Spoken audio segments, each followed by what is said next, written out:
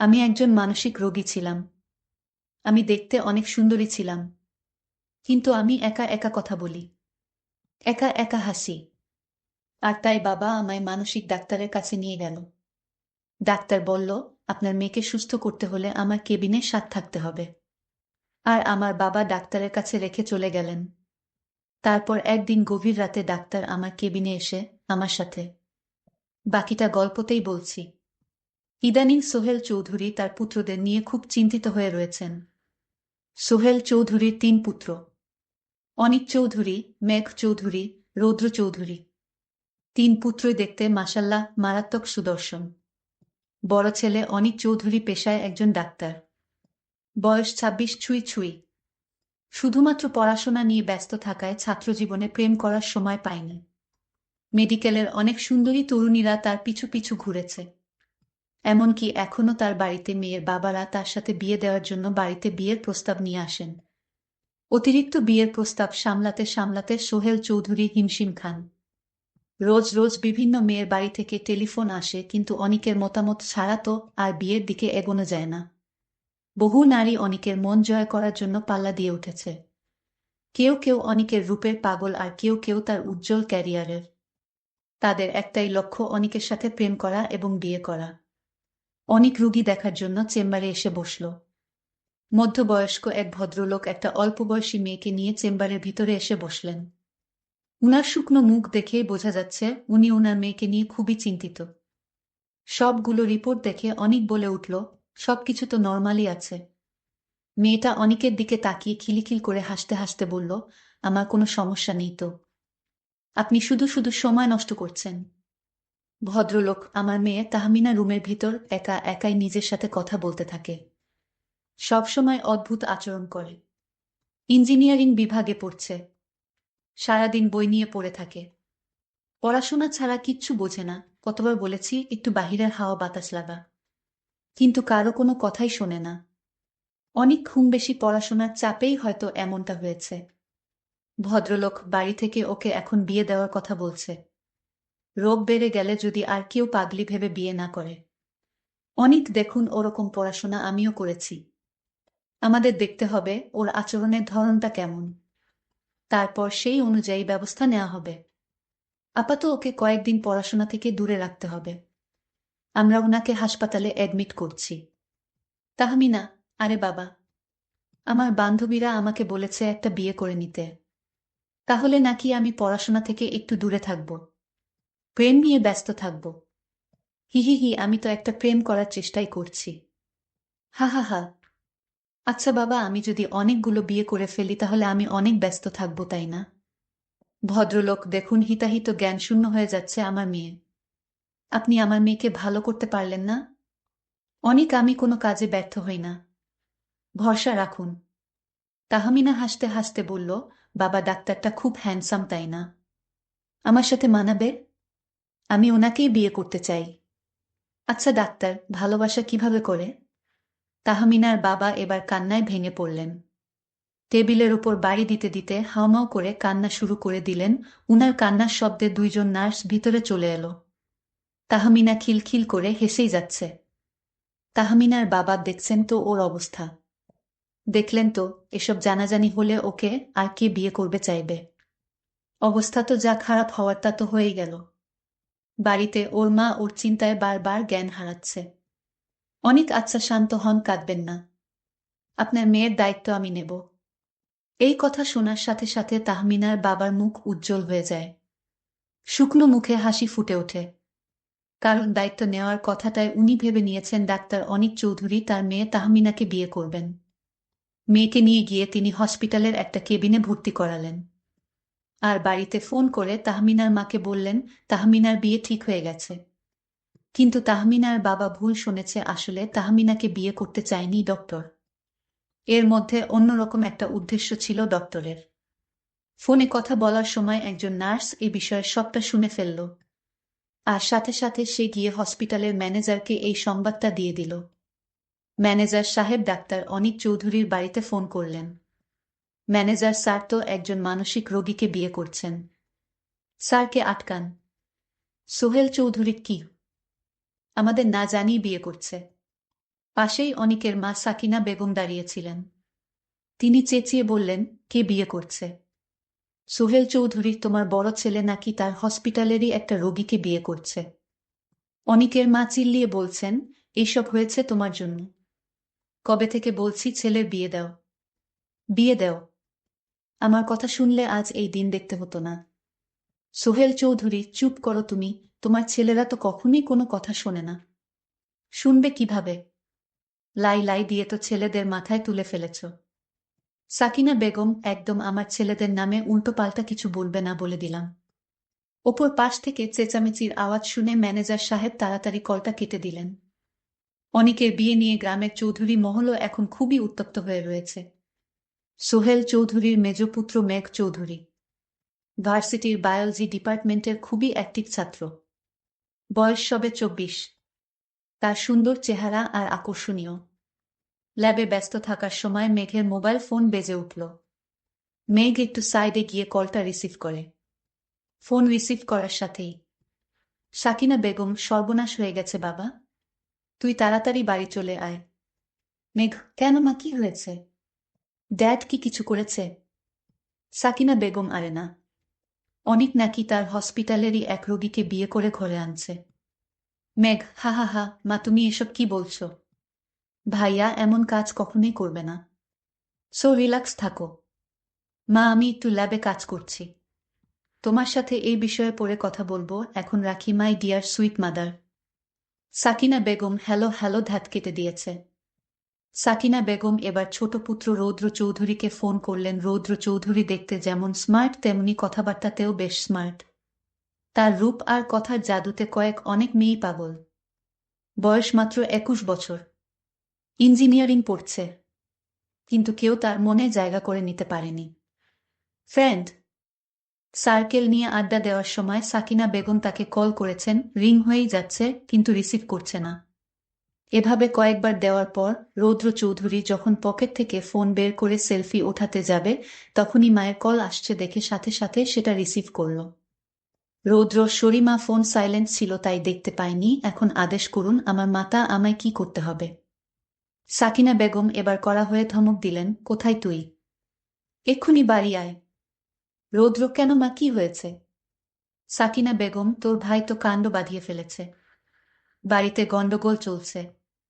অনিক হসপিটালের একটা রোগী মেয়েকে বিয়ে করে নিয়ে আসছে। রৌদ্র, হোয়াট? ভাইয়াকে কিছু বলনি? সাকিনা বেগম, বলার সুযোগ আর পেলাম কই? ফোনে তো ওকে পাচ্ছি না। নিশ্চয়ই আমার ভয়ে বিয়ের খবরটা গোপন রাখতেই ফোন বন্ধ করে রেখেছে। রৌদ্র, ওকে ওকে, আমি আসছি, টেনশন নিও না। অনিকের ফোনে চার্জ নেই। বাহিরের কিছু কাজ সেরে দুপুরের খাবার খেয়ে আবার চেম্বারে এসে বসল আর ফোনটা চার্জে লাগিয়ে দিল। নার্সটা চেম্বারের দরজার সামনে দাঁড়িয়ে বলল, স্যার আসব? অনিক, হ্যাঁ এসো। নার্স, স্যার আপনি কি সত্যি সত্যি বিয়ে করছেন? নার্সের কথা শুনে অনিকের চোখ কপালে উঠে যায়। অনিক, আমি বিয়ে করছি মানে? কি বলছো এসব? নার্স, স্যার তখন যে রোগীটা এডমিট হলো, যাকে আপনি দায়িত্ব নেয়ার কথা বললেন। অনিক, হো, আমি কি বিয়ে করার কথা বলেছি নাকি? আমি তো ওকে সুস্থ করার দায়িত্ব নিতে চেয়েছি।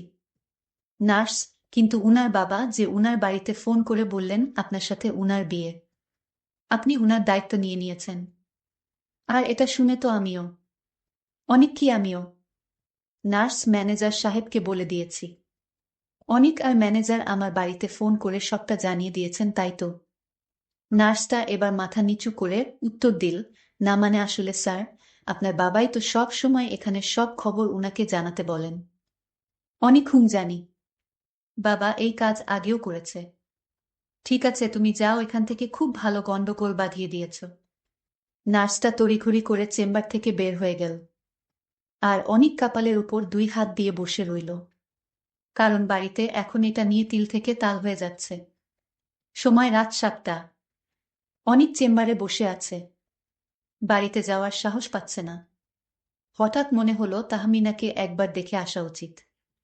নিজের চিন্তায় ওর ব্যাপারটা মাথা থেকেই বেরিয়ে গেছে। তাহমিনার কেবিনে গিয়ে দেখল সে বেডে বসে আছে, আর তার সামনে বসা কাকে যেন সে বলছে। অনিক ডাক্তার তাহমিনার কেবিনে গেল। তাহমিনা অনিককে দেখতে পেয়ে বলল, আপনি এখানে কেন? আপনি কে? আরে আমি তোমার ডক্টর, তোমাকে দেখতে এসেছি। তাহমিনা তখন বলতে লাগলো, ছাড়ুন আমাকে, আপনি কি করছেন এসব? আমি একজন মানসিক রোগী, তাই বলে আমার সাথে আপনি এসব আচরণ করতে পারেন না।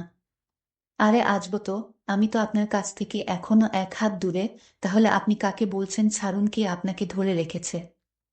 আমি বুঝতে পারলাম সে একজন মানসিক রোগী, তাই ভয় পেয়ে এসব বলছে। তার কথা শুনে আমি স্তব্ধ হয়ে গেলাম। ধীরে ধীরে তার বেড়ে বসলাম আর বললাম, দেখুন তাহমিনা, আমি আপনার কেবিনে এসেছি আপনাকে সুস্থ করতে, আর আপনি আমাকে কি অয়থা বকছেন? বের হন আমার বেড থেকে, আপনার মতলব ভালো না। ডাক্তার তখন আশ্চর্য হয়ে বললেন, তোমার মানসিক রোগ ভালো করতে হলে তাহলে অবশ্যই তোমার আমার কথা শুনতে হবে।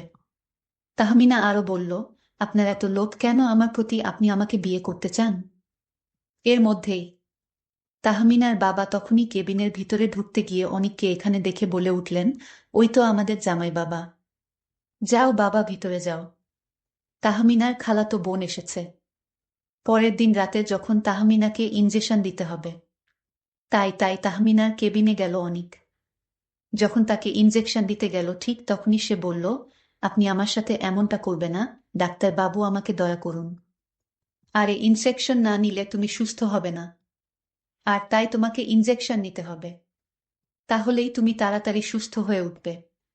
ছাড়ুন আমায়, আমাকে অন্য কিছু করুন, তাও ইনজেকশন দিয়েন না।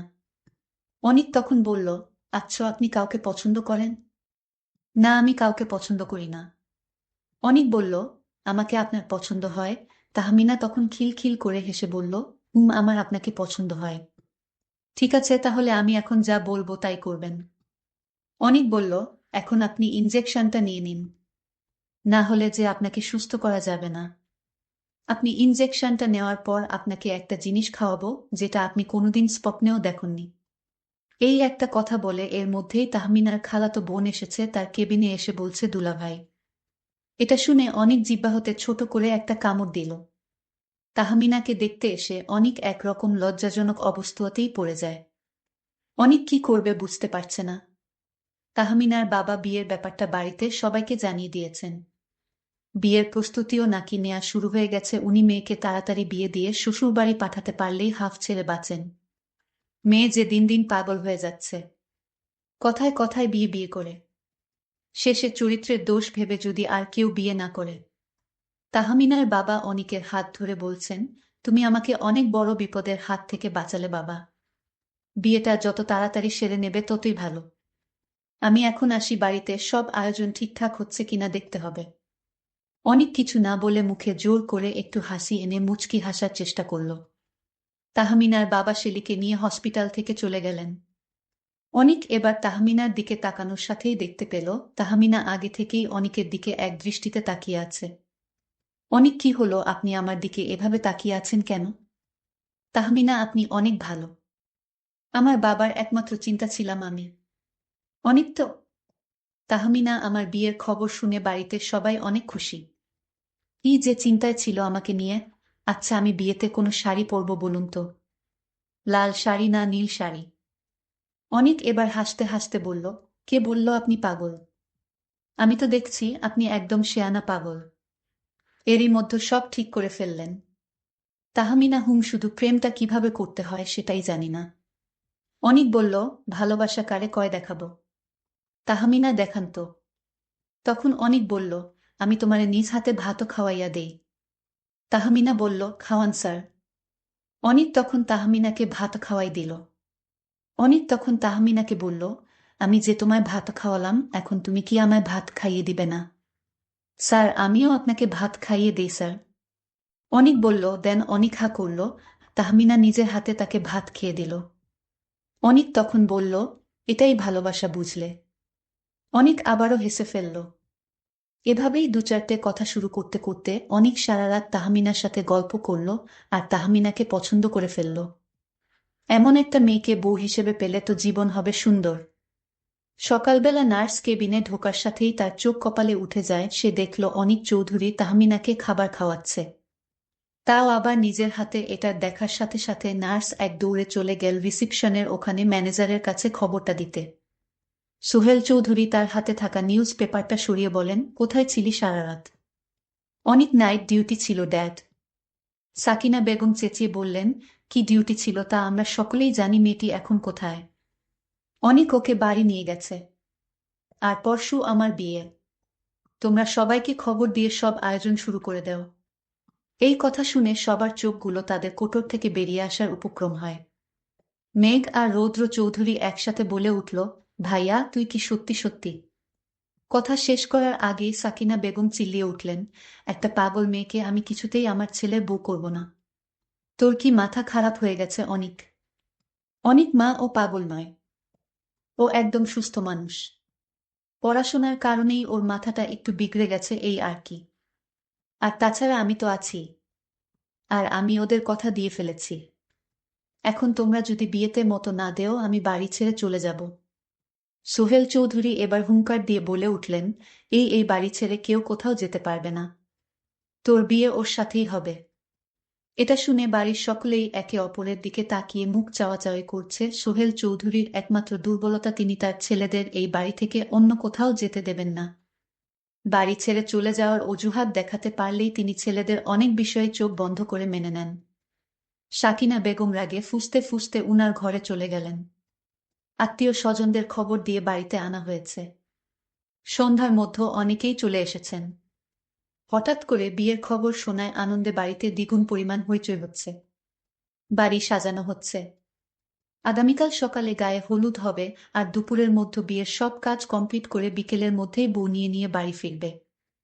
মেঘ অনিকের রুমে উকি দিয়ে দেখল অনিক হেসে হেসে ফোনে কথা বলছে। দরজা থেকে কাশি দিয়ে অনিক বলে উঠল, ভাবি কি খুব হাসায় ভাইয়া? অনিক চমকে উঠে পিছনে ফিরে বলল, ইয়ে মানে তুই এখানে কি করছিস? যা নিজের কাজ করো। তাহমিনা বিয়ের দৃশ্য দেখে একদম সুস্থ হয়ে যায়। মনে করছে আমার মতো একটা মেয়ে এত বড় ডাক্তার আমাকে বিয়ে করবে। এটা কি হয়? আসলে অনিক আমাকে সুস্থ করতে গিয়ে আমার সাথে বিয়ের অভিনয় করেছে। যদি আজ অনিক সাহেব আমাকে বিয়ের স্বপ্নটা না দেখাতো, তাহলে আমি হয়তো আর মানসিক রোগ থেকে বের হতে পারতাম না।